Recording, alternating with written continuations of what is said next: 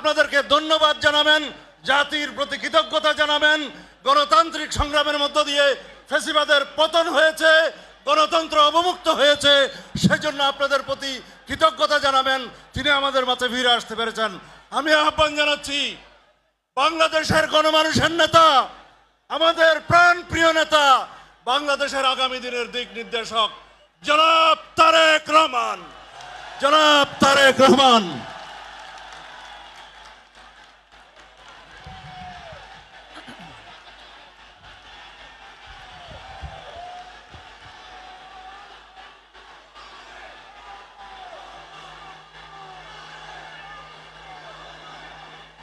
বিসমিল্লাহির রহমানির রহিম।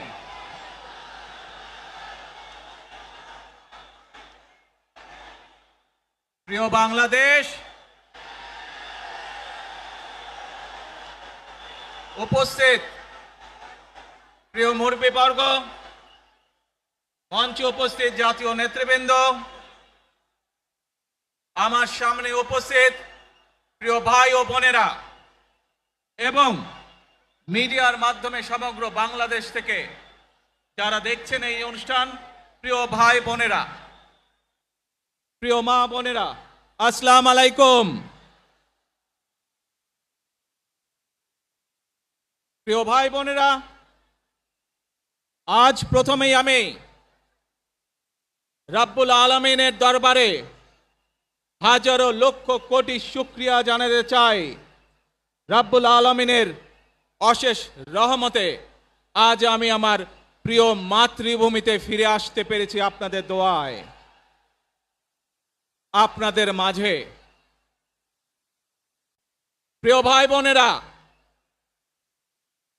আমাদের এই প্রিয় মাতৃভূমি 1971 সালে লাখো শহীদের রক্তের বিনিময়ে অর্জিত হয়েছিল।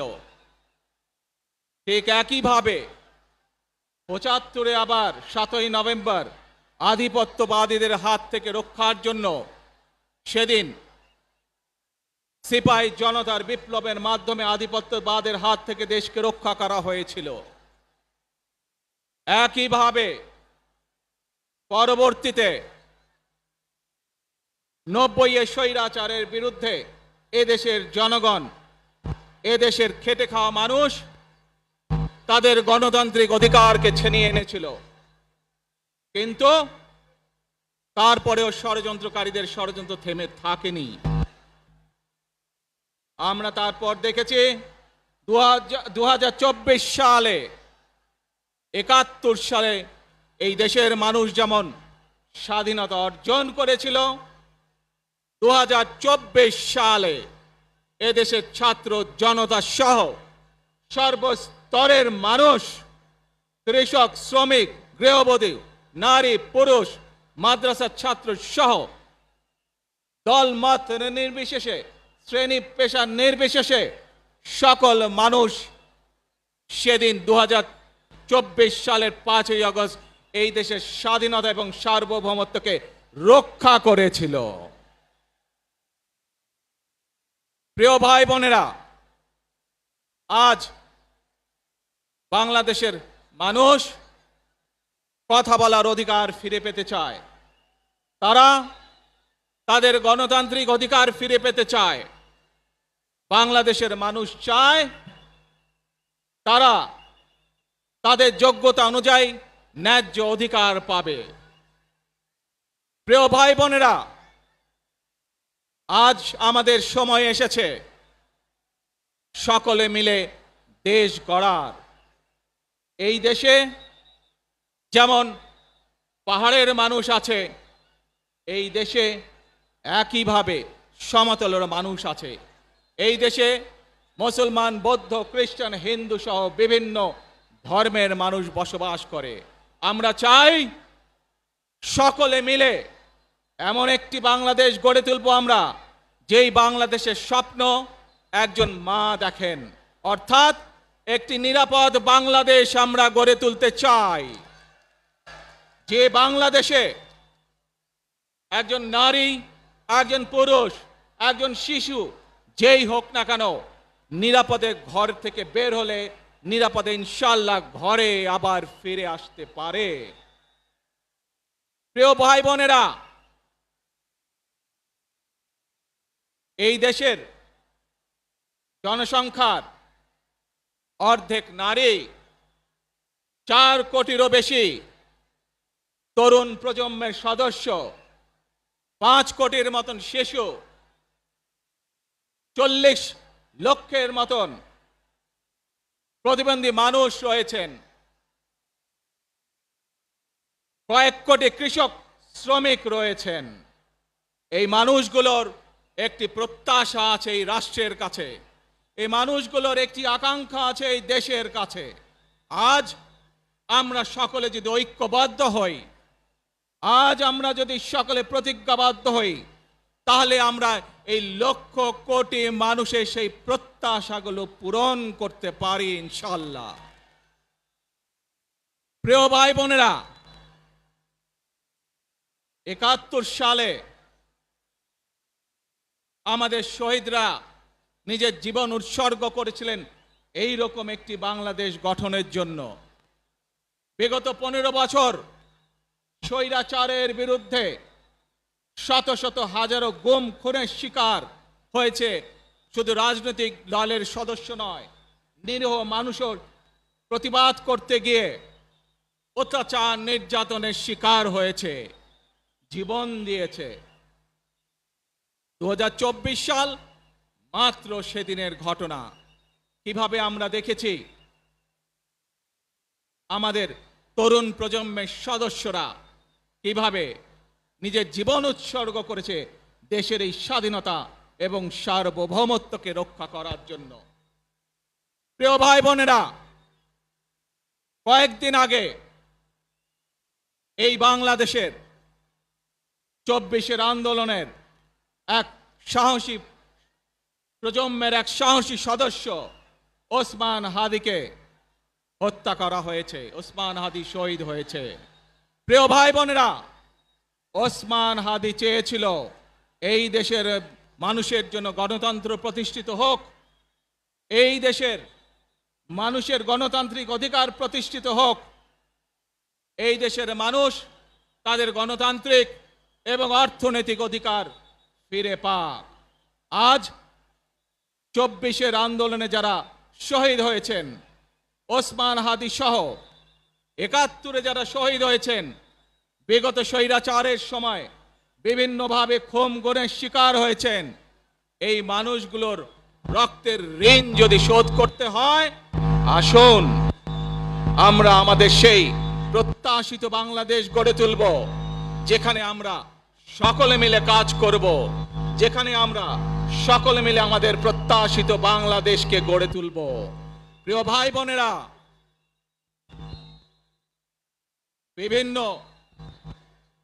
আধিপত্যবাদ শক্তির গুপ্তচরেরা বিভিন্নভাবে ষড়যন্ত্রে এখন লিপ্ত রয়েছে। আমাদেরকে ধৈর্যশীল হতে হবে, আমাদেরকে ধৈর্য ধারণ করতে হবে। বিশেষ করে তরুণ প্রজন্মের যে সদস্যরা আছেন, আপনারাই আগামী দিন দেশকে নেতৃত্ব দিবেন, দেশকে গড়ে তুলবেন। এই দায়িত্ব তরুণ প্রজন্মের সদস্যদেরকে আজ গ্রহণ করতে হবে, যাতে করে এই দেশকে আমরা সুন্দরভাবে গড়ে তুলতে পারি। শক্ত ভিত্তির উপরে গণতান্ত্রিক ভিত্তি, শক্তিশালী অর্থনৈতিক ভিত্তির উপরে যাতে এই দেশকে আমরা গড়ে তুলতে পারি। প্রিয় ভাই বোনেরা, আমার সাথে আজকে মঞ্চে এখানে বহু জাতীয় নেতৃবৃন্দ বসে আছেন। আসুন আজকে আমরা দুহাত তুলে আল্লাহর দরবারে দোয়া করে আল্লাহর রহমত আমরা চাই। যে সকল জাতীয় নেতৃবৃন্দ এই মঞ্চে আছেন, মঞ্চের বাইরে যে সকল জাতীয় আরো নেতৃবৃন্দ আছেন, আমরা সকলে মিলে এই দেশকে নেতৃত্ব দিয়ে আমাদের বাংলাদেশের জনগণের প্রত্যাশিত সেই বাংলাদেশকে আমরা গড়ে তুলতে চাই। আমাদেরকে যে কোনো মূল্যে আমাদেরকে এই দেশের শান্তি শৃঙ্খলা রক্ষা করতে হবে। যে কোনো উস্কানির মুখে আমাদেরকে ধীর শান্ত থাকতে হবে। প্রিয় ভাই বোনেরা, আমরা দেশের শান্তি চাই, আমরা দেশের শান্তি চাই, আমরা দেশের শান্তি চাই। প্রিয় ভাই বোনেরা, মার্টিন লুথার কিং। নাম শুনেছেন না আপনারা? নাম শুনেছেন তো আপনারা? মার্টিন লুথার কিং, তার একটি বিখ্যাত ডায়লগ আছে, আই হ্যাভ এ ড্রিম।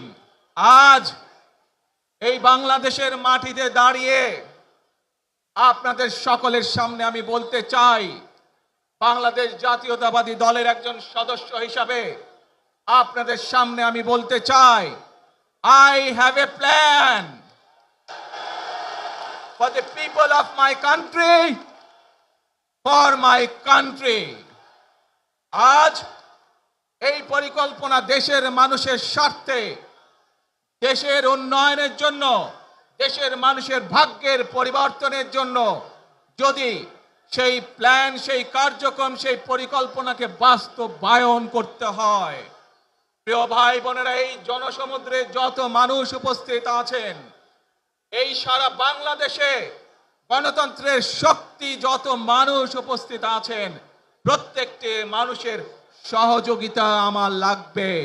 প্রত্যেকটি মানুষের সহযোগিতা আমাদের লাগবে। আপনারা যদি আমাদের পাশে থাকেন, আপনারা যদি আমাদেরকে সহযোগিতা করেন, ইনশাআল্লাহ আমরা আই হ্যাভ এ প্ল্যান বাস্তবায়ন করতে সক্ষম হব। আসুন আমরা আল্লাহ রব্বুল আলামিনের দরবারে হাত তুলে প্রার্থনা করি, আমরা যেন, হে রব্বুল আলামিন, হে একমাত্র মালিক, হে একমাত্র পরওয়ারদিগার, হে একমাত্র রহমত দানকারী, হে একমাত্র সাহায্যকারী, আজ আপনি যদি আমাদেরকে রহমত দেন, তাহলে আমরা এই দেশের মানুষ কঠোর পরিশ্রম করার মাধ্যমে আমাদের প্রত্যাশিত বাংলাদেশকে গড়ে তুলতে পারবো। আজ যদি আল্লাহর রহমত এই দেশ এবং এই দেশের মানুষের পক্ষে থাকে, আল্লাহর সাহায্য, আল্লাহর দয়া এই দেশের মানুষের উপরে, এই দেশের উপরে থাকে, ইনশাআল্লাহ আমরা আমাদের প্রত্যাশিত বাংলাদেশ গড়ে তুলতে সক্ষম হব। প্রিয় ভাই বোনেরা, আজ আসুন আমরা সকলে মিলে প্রতিজ্ঞা করি, আমরা সকলে মিলে প্রতিজ্ঞা করি যে ইনশাআল্লাহ আগামী দিনে দেশ পরিচালনার দায়িত্বে যারা আসবে, আমরা সকলে নবী করিম সাল্লাল্লাহু আলাইহি সাল্লামের যে ন্যায়পরায়ণতা, সেই ন্যায়পরায়ণতার আলোকে আমরা দেশ পরিচালনার সর্বোচ্চ চেষ্টা করব। প্রিয় ভাই বোনেরা, আজ আপনারা জানেন, এখান থেকে আমি আমার মা দেশনেত্রী খালেদা জিয়ার কাছে যাব। একটি মানুষ, যে মানুষটি এই দেশের মাটি, এই দেশের মানুষকে নিজের জীবনের থেকেও বেশি ভালোবেসেছেন, তার সাথে কি হয়েছে আপনারা প্রত্যেকটি মানুষ সে সম্পর্কে অবগত আছেন। সন্তান হিসাবে আপনাদের কাছে আমি চাইবো, আজ আল্লাহর দরবারে আপনারা দোয়া করবেন, যাতে আল্লাহ ওনাকে তৌফিক দেন, উনি যাতে সুস্থ হতে পারেন। প্রিয় ভাই বোনরা, সন্তান হিসাবে আমার মন আমার মায়ের বিছানার পাশে পড়ে আছে সেই হাসপাতালের ঘরে, কিন্তু সেই মানুষটি যাদের জন্য জীবনকে উৎসর্গ করেছে, অর্থাৎ আপনারা এই মানুষগুলোকে, যাদের জন্য দেশনেত্রী খালেদা জিয়া জীবন উৎসর্গ করেছেন, নিজের জীবন, সেই মানুষগুলোকে আমি কোনোভাবেই ফেলে যেতে পারি না। এবং সেজন্যই আজ হাসপাতালে যাবার আগে আপনাদের প্রতি সহ টেলিভিশনগুলোর মাধ্যমে যারা সমগ্র বাংলাদেশে আমাকে দেখছেন, আপনাদের সকলের কাছে কৃতজ্ঞতা প্রকাশ করার জন্য আজ আমি এখানে দাঁড়িয়েছি আপনাদের সামনে। প্রিয় ভাই বোনেরা, আসুন আমাদেরকে আজকে নিশ্চিত করতে হবে, আমরা যে ধর্মের মানুষ হই, আমরা যে শ্রেণীর মানুষ হই, আমরা যে দলেরই রাজনৈতিক দলের সদস্য হই, অথবা একজন নির্দলীয় ব্যক্তি হই, আমাদেরকে নিশ্চিত করতে হবে যে কোনো মূল্যে আমরা আমাদের এই দেশের শান্তি শৃঙ্খলাকে ধরে রাখতে হবে। যে কোনো মূল্যে যে কোনো বিশৃঙ্খলাকে পরিত্যাগ করতে হবে। যে কোনো মূল্যে আমাদেরকে নিশ্চিত করতে হবে যাতে মানুষ নিরাপদ থাকতে পারে। শিশু হোক, নারী হোক, পুরুষ হোক, যে কোনো বয়স, যে কোনো শ্রেণী, যে কোনো পেশা, যে কোনো ধর্মের মানুষ যেন নিরাপদ থাকে, এই হোক আমাদের চাওয়া আজকে। প্রিয় ভাই বোনেরা, আসুন প্রিয় ভাই বোনেরা, সবাই মিলে আজ আমরা প্রতিজ্ঞাবদ্ধ হই, সবাই মিলে করব কাজ। জোরে আরো, সবাই মিলে করব কাজ, কর্মমোদের বাংলাদেশ। ইনশাআল্লাহ আপনাদের সকলের কাছে দোয়া আছে, আবারও সকলকে যে কোনো মূল্যে দেশে শান্তি শৃঙ্খলা রক্ষার আহ্বান জানিয়ে যে কোনো বিশৃঙ্খলাকে পরিহার করে ধৈর্যের সাথে মোকাবেলা করার আহ্বান জানিয়ে আমার বক্তব্য শেষ করছি। আবারও আপনাদের কাছে কৃতজ্ঞতা প্রকাশ করছি আজকে আমাকে এইভাবে বরণ করে নেওয়ার জন্য। আল্লাহ হাফেজ। বাংলাদেশ জিন্দাবাদ, বাংলাদেশ জাতীয়তাবাদী দল জিন্দাবাদ। আসসালামু আলাইকুম।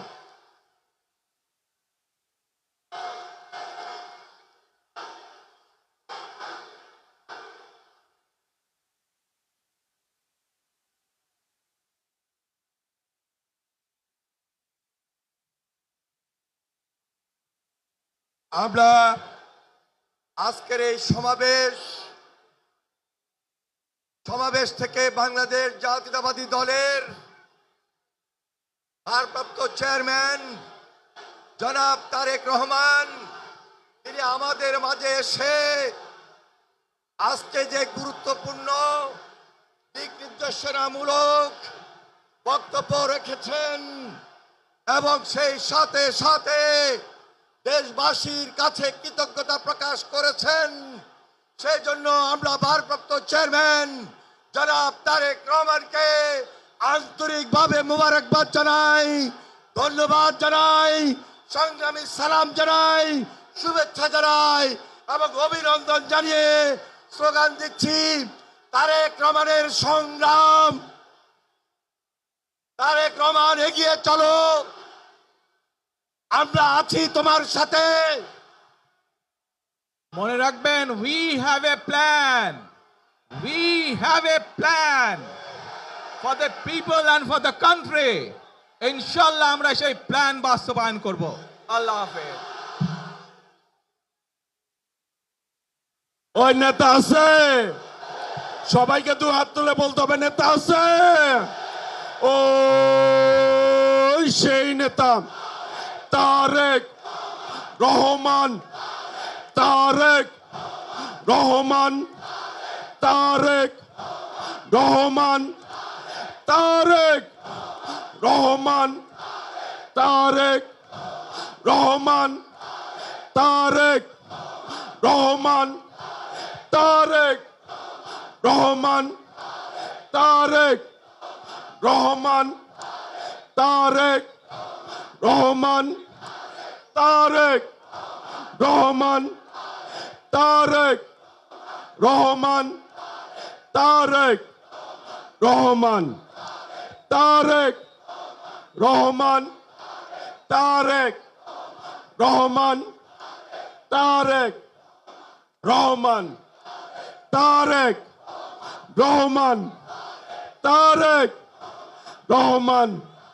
খালেদা জিয়া, খালেদা জিয়া, খালেদা জিয়া, তারেক রহমান, তারেক রহমান, তারেক রহমান, তারেক রহমান।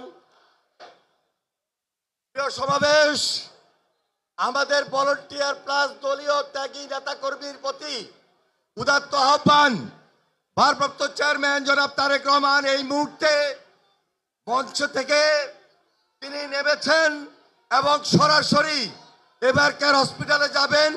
রাস্তার দুই পারে আপনারা যেখানে আছেন আপনারা যাওয়ার ক্ষেত্রটা তৈরি করে দিবেন। আমি বিনয়ের সঙ্গে আপনাদেরকে অনুরোধ করছি, আপনারা সবাই ভারপ্রাপ্ত চেয়ারম্যান জনাব তারেক রহমান এখনই এবার কেয়ার হসপিটালে যাবেন। এবার কেয়ার হসপিটালে যাওয়ার ক্ষেত্রে আপনাদের আন্তরিকতা, আপনাদের সহযোগিতা বিশেষভাবে প্রয়োজন।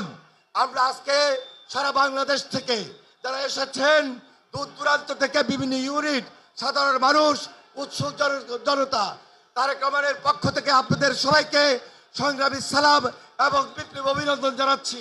সেই সাথে সাথে আপনাদের প্রতি উদাত্ত আহ্বান, আপনারা আমাদের ভারপ্রাপ্ত চেয়ারম্যান জনাব তারেক রহমান উনি এখন সরাসরি এবার কেয়ার হসপিটালে যাবেন। সেখানে আপুসীন দেশের নেত্রী বেগম খালেদা জিয়া স্বাভাবিক কারণেই মার সঙ্গে ছেলের দেখা হবে। সেই আবেগ আপ্লুত একটা হৃদয় বিদারক পরিস্থিতি, আপনারা সর্বাত্মক সহযোগিতা করবেন, যাওয়ার ক্ষেত্রটা তৈরি করে দিবেন। আপনাদের প্রতি আমি উদাত্ত আহ্বান জানাচ্ছি প্লিজ।